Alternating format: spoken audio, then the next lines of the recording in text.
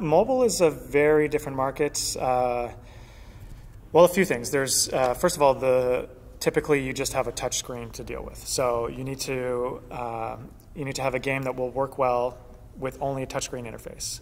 And with Guacamelee as an example, we were contacted by a lot of different people who wanted to bring Guacamelee to iOS or Android.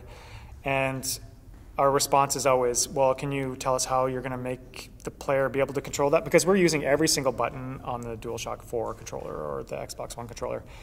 How are you going to map that to just a single touchscreen?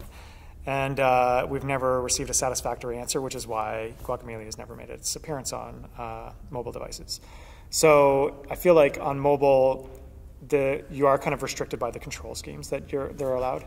At the same time, you have a humongous install base. Like, everybody has a smartphone, and everybody plays games on their smartphone. But there's also an expectation of the type of game or the price point of your game on those platforms.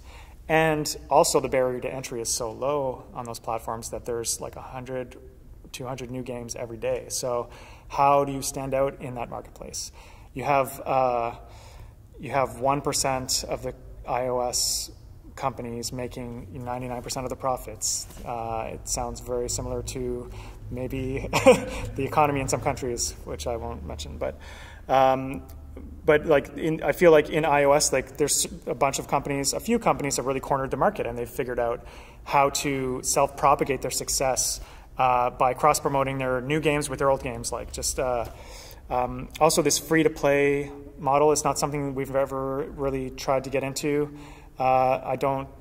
There's like some moral questions that I think about whenever I think about free-to-play games, like what kind of personality are you targeting to spend money in your game? What kind of methods are you employing to get somebody to push the, buy this currency button? It really seems to feel to me like there's like an overlap between what people who have addictive gambling, like people who are addicted to gambling, and people who are purchasing like the people that they call the whales in these free-to-play games. So there's some ethical questions around that as well. But I